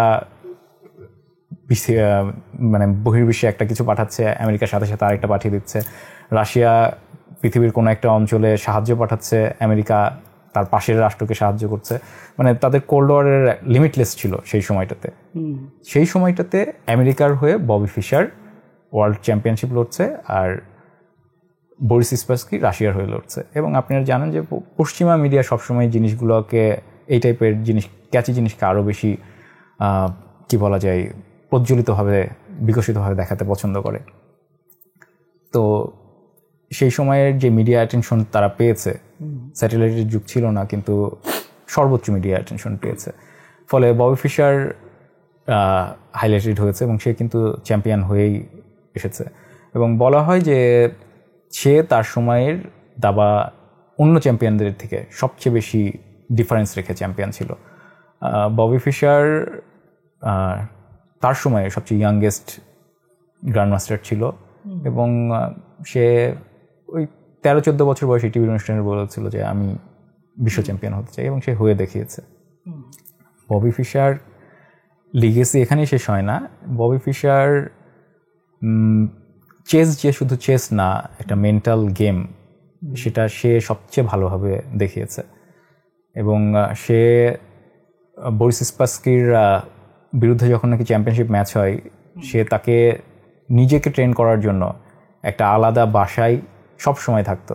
এবং সেখানে সে শুধু যে দাবার চর্চা করতো মুভের, তা না, সে তার ফিজিক্যাল ফিটনেস রাখার জন্য পানির নিচে নিজেকে 20 মিনিট 30 মিনিট এভাবে রেখে, যাতে নাকি সে স্ট্রেংথটাও পায়। এই কারণে দেখা যায় যে টুর্নামেন্টে ববি ফিশার যে ফিটনেস নিয়ে খেলেছে, ববি ফিশার যে ফিটনেস নিয়ে খেলেছে, কাসপারস্কি তার মতো ছিল না, বা সেই রকম প্রস্তুত ছিল না। ওকে, সো আমার যখন দাবা নিয়ে ক্রেজিনেস ছিল, আমি একবার এই শেওড়াপাড়া একটা ভ্যান ভাড়া করে আর একটা ছেলের সাথে বসে বসে শেওড়াপাড়া রাস্তা দিয়ে ঘুরে ঘুরে ঘুরে পুরো একটা দাবা ম্যাচ খেলছিলাম। সেগুলো তো আমার লাইফে এখন এক্সিস্ট করে না। বাট আপনি যেহেতু দাবা প্রেমী, আপনার নেক্সট যদি 5 বছর বা 10 বছরের লাইফ করি, সেইখানে দাবা আসলে কতটুকু স্পেস পায় বলে হয়, এমন কোনো আইডিয়াস আছে যেটা আসলে করতে চান দাবা নিয়ে? হ্যাঁ, ডেফিনেটলি আমি চাই বাংলাদেশে দাবার চর্চাটা আমি বাড়াতে চাই, বা আমি চাই বাংলাদেশের চেস কালচারটা ফ্লারিশ করুক, বাংলাদেশের মানুষ আরও যুক্তি নির্ভর হোক, বাংলাদেশের মানুষ প্রশ্ন করা শিখুক এবং প্রবলেম সলভ করা শিখুক। আচ্ছা, সমস্যায় অন্যের দিকে আঙুল নির্দেশ না করে নিজে নিজের প্রবলেমগুলো যেন সলভ করতে পারে, সেই জন্য দাবার চর্চাটা করুক। দাবার চর্চা করলে সবাই যে গ্র্যান্ডমাস্টার হবে, খুব উঁচু রেটেড প্লেয়ার হবে, নট নেসেসারিলি, কিন্তু প্রত্যেকে তার ইন্ডিভিজুয়াল লাইফে এটার প্র্যাকটিক্যাল ইমপ্লিমেন্ট করতে পারে। দাবার মতো প্র্যাগমেটিক গেম আমি আর কোনোটা দেখি নাই। আপনার আগামী 5 থেকে 10 বছরে আমি চাইবো বাংলাদেশকে 1-2 জন গ্র্যান্ডমাস্টার দিতে, এবং এমন কোনো ইনস্টিটিউশন বা এমন কোনো প্রোগ্রাম রান করে যেতে যেখান থেকে হয়তো বা আগামী 10 বা 15 বছর পর বাংলাদেশে কয়েক হাজার রেটেড প্লেয়ার বের হবে। সো এটা কি আপনার এখনো পর্যন্ত ফ্যান্টাসি জায়গায় আছে নাকি কোনো অলরেডি প্ল্যান বা এক্সিকিউশনের জায়গায় গেছেন? না, it is not a fantasy, definitely plan আছে, যদিও এক্সিকিউশন এখনো হয়নি। আমি আমার প্রফেশনাল লাইফেই আসলে যথেষ্ট বিজি থাকি, না হলে হয়তো বা আরও আগেই মাঠে নামা যেত, তবে দেরিতে হলেও নামবো। এবং আমি আশাবাদী বাংলাদেশের এই তো এত বিশাল জনগোষ্ঠীর দেশে মাত্র 5 জন জিএম থাকবে, এটা মেনে নেওয়া যায় না। সো ঠিক আছে, মানে আপনাকে দেখে আমার আবার অনেক বছর আগের কথা মনে পড়লো। আপনার সাথে যদি মানিকগঞ্জের কোনো প্রত্যন্ত গ্রামে বসে 3 মাসের দাবা সিরিজ খেলতে চাই, 3টাতে আমি হারবো, আপনি সেখানে আসবেন কিনা? হ্যাঁ, যদি সময় এবং সুযোগ দুটো মিলে যায় অবশ্যই আসবো, কেন নয়। ওকে সবাদ ভাই, আপনার সাথে অনেকক্ষণ কথা বললাম, দাবা বিষয়ে অনেক প্রসঙ্গ উঠে আসলো। সো আপনি বসে চা খান, আমি শো শেষ করি। ওকে, থ্যাংক ইউ। সাবখাত ভাই যেটা বলতেছিলেন যে দাবা খেললে প্রবলেম সলভিং বা ক্রিটিক্যাল অ্যাবিলিটি বাড়ে। সো এইটা একটা ওনার স্টেটমেন্ট। যদি আমরা দাবার ওদের লাইফস্টাইল দেখি বা দাবার ওদের সোশ্যাল ইম্প্যাক্ট দেখি, তাহলে কি সব দাবারও প্রবলেম সলভিং অ্যাবিলিটি অনেক ভালো বা critically enlightened? Maybe not, but আমার মনে হয় যেহেতু এখানে ব্রেনের ব্যাপার আছে, ফলে মেবি এখনকার চেয়ে একটু বেটার আন্ডারস্ট্যান্ডিং তৈরিতে দাবার একটা ইম্প্যাক্ট থাকতেও পারে। আমি দাবা হচ্ছে ক্রেজি, আমি দাবা অত ভালো কোনো দিনই খেলতাম না, কারণ দাবা বই পড়ে বা দেখে শেখার জন্য যে এনার্জি দরকার সেটা আমি কেন জানি রপ্ত করতে পারতাম না, আমার শেখার অ্যাবিলিটি সবসময় একটু কম ছিল। বাট স্টিল দাবা আমি অনেক এনজয় করি এবং দাবা নিয়ে নানা রকম পাগলামি করা আমাকে আনন্দ দেয়। সো সাক্ষাৎ ভাইকে দেখে আমার মনে হলো যে ওনার সাথে একদিন মানিকগঞ্জ জেলার ঘিওর উপজেলার 13টি গ্রামে 3 ম্যাচের একটা দাবা সিরিজ খেলা যাবে। সো সেটা যদি কোনোদিন বাস্তবায়িত হয় তাহলে ভালো, বাস্তবায়িত না হলেও কোনো সমস্যা নেই, ফ্যান্টাসি তো ফ্যান্টাসি জায়গায় থেকে যাবেই। সো আজকের মতো ক্যাসলিং এখানেই শেষ। এই গেমে কেউ চেকমেট হয় নাই, এই গেমে আপাতত কেউ স্টেলমেটও হয় নাই। সো এটা একটা ড্র। সো আবার অন্য কোনো সময় এই সিরিজ নিয়ে কথা বলা যাবে। সে কোনো সবাই ভালো থাকেন।